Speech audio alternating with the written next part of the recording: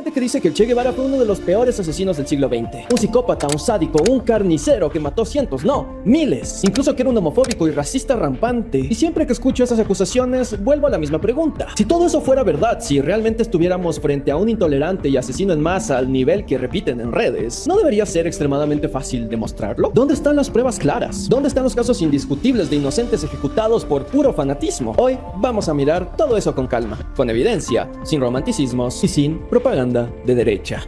La propaganda real fue la que se hizo desde la izquierda para construir un mito con la figura del Che Guevara. Y no es que los críticos estén inventando cosas. Lo que ocurre es que el relato heroico que se construyó alrededor de la figura del Che omitió deliberadamente partes esenciales de su biografía. Durante décadas se lo presentó casi como un santo revolucionario, un símbolo puro de justicia y sacrificio. Mientras se dejaban de lado o se minimizaban los aspectos más duros y controvertidos de su trayectoria. Al mismo tiempo, se amplificaron hasta el extremo sus supuestos gestos altruistas, construyendo una imagen mítica del personaje. En ese sentido, quienes realmente exageraron no son los críticos de ahora, sino quienes fabricaron el mito del Che Guevara. Fueron ellos los que transformaron al guerrillero real, con luces y sombras, con decisiones políticas y militares terribles, en una figura casi intocable, envuelta en una narrativa épica que poco tiene que ver con la complejidad del personaje histórico. Por eso, si vamos a hablar de propaganda, lo primero que habría que preguntarse es quiénes son los que hicieron propaganda creando una imagen mítica del Che. Porque la idealización de este guerrillero no fue un accidente, fue un recurso que utilizó la izquierda por años, basado en la romantización política y cultural del personaje, que lo elevó prácticamente a la categoría de santo revolucionario. Ese es el punto central. Antes de acusar a los críticos de exagerar, conviene reconocer que la mayor exageración fue la construcción del mito mismo. Entonces la pregunta la haría yo, si el Che fue realmente ese santo revolucionario que muchos describen, ¿dónde están las pruebas de esa santidad? Porque cuando uno revisa los propios escritos y manuscritos del Che Guevara, aparecen pasajes que revelan un lado mucho más oscuro y duro del personaje, aspectos que no encajan con la imagen idealizada que durante años se ha querido proyectar. Y ese es precisamente el problema. Esas partes incómodas de su historia suelen ser ignoradas o minimizadas porque contradicen al mito. No encajan con la figura del héroe puro que se intentó construir después de la Revolución Cubana. Por eso la pregunta no debería ser solo ¿dónde están las pruebas de sus críticas?, sino también ¿dónde están las pruebas de esa supuesta santidad revolucionaria que se le atribuye? La acusación central es esta, que Ernesto el Che Guevara fue un asesino en masa. No simplemente que fue duro en una guerra, que defendía la pena de muerte en un contexto revolucionario, o que participó en fusilamientos contra represores del régimen de Batista, el dictador fascista de derecha de Cuba. No, la acusación que se repite con más fuerza es mucho más grave, que fue un asesino sistemático. Y una acusación así debería ser fácil de demostrar. Si alguien fue realmente un asesino en masa, debería existir evidencia clara, casos documentados y víctimas verificables. Sin embargo, cuando uno pide pruebas concretas, sucede algo curioso. Una y otra vez aparece la misma referencia. Una organización con sede, claro que sí, en Miami, llamada Cuba Archive, que durante años difundió un documento titulado 216 víctimas documentadas del Che Guevara. El número por sí solo suena demoledor. 216. Antes incluso de revisar nada, la cifra ya produce un efecto psicológico fuerte. Parece cerrar la discusión de inmediato. Pero cuando uno intenta seguir el rastro del documento original, sucede algo extraño. El enlace más citado conduce hoy simplemente a una página con error 404. O sea, que ya no existe. Quienes dicen que no se puede demostrar que el Che fue un asesino sistemático, suelen presentar el tema como si no existieran pruebas claras de su participación o defensa de fusilamientos. Pero ese argumento se vuelve difícil de sostener cuando se revisan las propias palabras del Che. En un discurso ante la Organización de Naciones Unidas en 1964, Guevara afirmó sin ambigüedades: hemos fusilado, fusilamos y seguiremos fusilando. Esta frase no es una cita sacada de contexto ni un rumor propagandístico. Fue pronunciada públicamente por el propio Che Guevara para justificar la política revolucionaria tras la Revolución Cubana. Lo relevante aquí no es solo que reconozca fusilamientos, sino la forma en que los presenta, como una práctica continua, asumida y defendida como parte del proceso revolucionario. Por eso, cuando alguien afirma que no se puede demostrar una práctica sistemática, surge una pregunta lógica: ¿qué significa exactamente sistemático? Si un dirigente revolucionario reconoce públicamente que su revolución fusiló en el pasado, fusila en el presente y seguirá fusilando en el futuro, estamos frente a una política sostenida, reiterada y justificada. no frente a hechos aislados o accidentales. Entonces, podemos decir categóricamente, a confesión de parte, relevo de pruebas. El número sigue circulando en artículos, blogs y videos, pero el documento que supuestamente lo sustenta ya no está disponible públicamente para revisarlo. ¿Y quién sabe por qué? Tal vez porque con el paso del tiempo ese listado empezó a recibir más escrutinio del que sus autores esperaban. Si quieren ver un análisis detallado del documento cuando todavía estaba en línea, les recomiendo este video de aquí de Bad Empanada, que revisa la lista punto por punto y demuestra varios de sus problemas. Pero incluso si en ese video, hay algo interesante que aparece cuando periodistas e investigadores revisaron el documento mientras aún era accesible. Muchas de las entradas citaban como fuente principal una obra muy conocida, la biografía más extensa del Che, escrita por el periodista estadounidense John Lee Anderson, Che Guevara a Revolutionary Life. Y por si acaso, Anderson no es un propagandista cubano ni un militante comunista. Pasó años investigando la vida del Che, entrevistó a exiliados anticastristas en Miami, habló con algunos compañeros guerrilleros del Che y tuvo acceso a archivos cubanos. Así que vale la pena hacer algo bastante simple, ir a esa biografía y ver qué dice realmente. Algo que Anderson deja claro es que el Che sí participó en ejecuciones durante la guerra y después del triunfo revolucionario. Eso nunca fue un secreto ni algo que la historiografía seria intente ocultar. Pero lo que aparece en su investigación no es el retrato de un comandante organizando matanzas arbitrarias a campesinos inocentes. Los casos documentados que menciona están asociados, de acuerdo a las fuentes disponibles, a acusaciones de traición, colaboración militar con el ejército de Batista o participación en torturas y asesinatos. Y aquí Efectivamente, cuando John Lee Anderson investigó su biografía denominada Che Guevara, una vida revolucionaria, el acceso a archivos dentro de Cuba dependía inevitablemente del propio Estado cubano, que era liderado por Fidel Castro. En un sistema donde los archivos históricos están bajo el control gubernamental, es lógico suponer que el acceso a documentos fue mediado, filtrado o seleccionado por las propias autoridades. Ningún investigador extranjero podía simplemente entrar y revisar todo sin autorización. Por lo tanto, es razonable plantear que parte del material disponible para Anderson fue el que el propio régimen consideró aceptable compartir. Eso no significa necesariamente que la información sea falsa, pero sí implica que no se trataba de un acceso totalmente libre o neutral a todos los archivos existentes. Ahora bien, hay un punto interesante aquí. Incluso con ese acceso mediado, la biografía de Anderson reconoce aspectos incómodos de la vida del Che Guevara, como su papel en los tribunales revolucionarios y fusilamientos en la fortaleza La Cabaña. Esto sugiere que esos hechos eran lo suficientemente conocidos o documentados como para que ni siquiera un entorno favorable a la revolución pudiera ignorarlo completamente. punto clave que suele desaparecer en la narrativa popular. No es lo mismo participar en ejecuciones dentro de un conflicto armado que asesinar civiles inocentes de forma indiscriminada.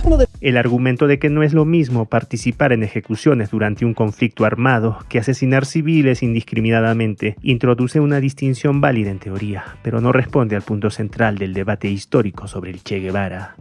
La discusión no gira únicamente en torno a acciones militares durante la guerra contra el régimen de Fulgencio Batista, sino también a lo ocurrido después del triunfo de la revolución. Tras la revolución, Guevara tuvo autoridad en los tribunales revolucionarios instalados en la fortaleza de La Cabaña, donde se juzgó y fusiló a prisioneros del antiguo régimen. Esto está documentado incluso por biógrafos relativamente favorables al Che, como el ya mencionado John Lee Anderson, quien reconoce que bajo su supervisión se llevaron a cabo ejecuciones tras los juicios revolucionarios. Otros historiadores también han estudiado este episodio, por ejemplo, Hugh Thomas en Cuba, en The Pursuit of Freedom, describe los fusilamientos posteriores a la revolución y el funcionamiento de tribunales revolucionarios. Asimismo, investigadores críticos como Humberto Fontova han documentado estas ejecuciones y cuestionado la legitimidad de los procesos. Lo que más se repite cuando se intenta demostrar que el Che era un asesino es el de Eutimio Guerra. Guerra era un guía del grupo rebelde que terminó colaborando con el ejército de Batista, delatando posiciones y facilitando ataques contra el campamento guerrillero. Y la sentencia fue la ejecución, que finalmente llevó a cabo el propio Che. La cuestión clave no es si hubo ejecución, porque la hubo. La cuestión es cómo se interpreta este acto. ¿Fue el asesinato de un inocente? ¿O el castigo de alguien responsable directo de traicionar a su propio grupo en medio de una guerra irregular? La traición en tiempo de guerra ha sido históricamente considerada un delito capital en muchos sistemas jurídicos, incluso en estados modernos. Y aquí no estoy diciendo que la pena de muerte sea moralmente correcta. Lo que digo es que si el criterio de llamar asesino en masa a alguien es ejecutar a un traidor en plena guerra, entonces ese mismo estándar tendría que aplicarse a buena parte de la historia militar moderna.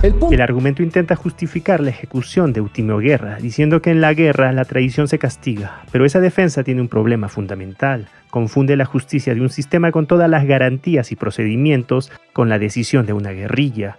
Las leyes sobre traición a la patria existen en muchos países, sí, pero se aplican dentro de tribunales formales, con jueces y defensa legal, y dentro de los procedimientos jurídicos necesarios. Nada de eso existía en la columna guerrillera del Che Guevara. Lo que ocurrió fue una decisión interna de la guerrilla que terminó con la ejecución sumaria, no un proceso judicial comparable al de un Estado. Es que el Che defendía la violencia revolucionaria, defendía la pena de muerte para torturadores y traidores. Era un revolucionario radical y nunca intentó ocultarlo. Pero radical no es lo mismo que psicópata. Y una ejecución en contexto de guerra o posguerra no es automáticamente equivalente al asesinato arbitrario de civiles inocentes. La etiqueta de asesino en masa funciona precisamente porque simplifica, borra el contexto histórico, elimina las categorías intermedias y convierte una discusión política e histórica compleja en una caricatura moral fácil de repetir. Si por asesino en masa entendemos que alguien mató a inocentes sistemáticamente por fanatismo o placer, la evidencia histórica disponible sobre el Che no respalda esa afirmación. Entonces, ¿cómo calificas esto? ¿No te suena acaso algo muy sistemático? Nosotros tenemos que decir aquí lo que es una verdad conocida y la hemos expresado siempre ante el mundo. Fusilamientos, sí, hemos fusilado, fusilamos y seguiremos fusilando mientras sea necesario. Nuestra lucha es una lucha a muerte. Nosotros sabemos cuál sería el resultado de una batalla perdida y también tienen que saber los gusanos cuál es el resultado de la batalla perdida hoy en Cuba. Si por asesino entendemos que participó en ejecuciones durante una guerra revolucionaria y en tribunales posteriores a la caída de una dictadura, entonces estamos hablando de algo distinto, de justicia revolucionaria, con sus Llamarlo justicia revolucionaria no resuelve nada, es solo un cambio de etiqueta para suavizar los hechos. Tras la Revolución Cubana, el Che Guevara no actuaba en medio del combate, sino desde el poder, supervisando procesos en la fortaleza de La Cabaña contra personas vinculadas al régimen de Fulgencio Batista. El problema no es el nombre, sino el fondo, juicios rápidos, con garantías cuestionables y en un contexto donde el poder político decidía el resultado. En cualquier estándar serio, eso no es simplemente otra forma de justicia, sino ejecuciones legitimadas por la revolución. Cambiar la palabra no cambia la realidad. brutalidades, contradicciones y dilemas. Después de años revisando archivos, entrevistando a opositores del castrismo y reconstruyendo la vida del Che, Johnny Anderson llegó a una conclusión bastante incómoda para quienes repiten la etiqueta de asesino en masa. En su investigación no encontró ningún caso creíble en el que Guevara hubiera ejecutado a alguien que él mismo considerara inocente. Y esto no convierte al Che en un santo. Tampoco vuelve moralmente impecables esas ejecuciones. Pero sí Fue la izquierda quien elevó al Che casi como a un santo. Durante décadas se construyó una imagen profundamente idealizada y mítica del personaje. Se hicieron películas, canciones, poemas, murales y toda una cultura política que lo romantizó como un símbolo perfecto de la pureza revolucionaria. Su rostro se convirtió en un ícono global y su historia fue presentada muchas veces como la de un héroe prácticamente impecable, despojado de las partes más controvertidas o incómodas de su trayectoria. Pero qué bueno que Dani, el comunista, por lo menos esté empezando a entrar en razón en este punto y se dé cuenta de que es imposible idealizar la figura de Guevara, ya que existe mucha bibliografía desmitificando a este ídolo. Monta la imagen de un psicópata que mataba a campesinos al azar por placer. Ahora bien, quienes defienden la idea del Che asesino tienen una respuesta inmediata a todo esto. Un episodio que aparece una y otra vez en artículos, documentales y debates sobre la Revolución Cubana. Un lugar específico en un momento muy concreto de 1959. La fortaleza de La Cabaña. Es ahí donde nace el mito más famoso de todos sobre el Che. El carnicero de La Cabaña. Si tú quieres construir un mito político duradero, hay una fórmula que casi nunca falla. Agarras un momento violento, lo aíslas del contexto, lo reduces a un solo personaje y lo conviertes en una historia moral simple. Un monstruo, un culpable, un nombre que lo explica todo. En el caso del Che, ese argumento pareciera más bien una declaración de principios, ya que es la propia izquierda quien históricamente ha hecho uso de esas herramientas para deformar, caricaturizar y destruir la imagen de sus rivales ideológicos. No hay que irse muy lejos en el tiempo. Hoy vemos como a Javier Milei o a José Antonio Kast se les etiqueta de fascistas o incluso de nazis, sin tener ellos nada que ver con esas ideologías. Incluso el mismo patrón aparece en este mismo video. En el propio intento de justificar al Che, se califica a Fulgencio Batista como fascista, una etiqueta discutible y debatible entre historiadores, pero útil para simplificar el relato entre buenos y malos. En resumen, Daniel Comunista critica una práctica que precisamente proviene de su propio espectro político y no duda en utilizarla cuando le resulta conveniente. Es una doble vara evidente, denuncia la simplificación, la caricaturización o incluso la manipulación mientras recurre a estas técnicas para sostener su relato. Por eso, en lugar de desmontar un mito, lo que realmente está haciendo es proteger otro.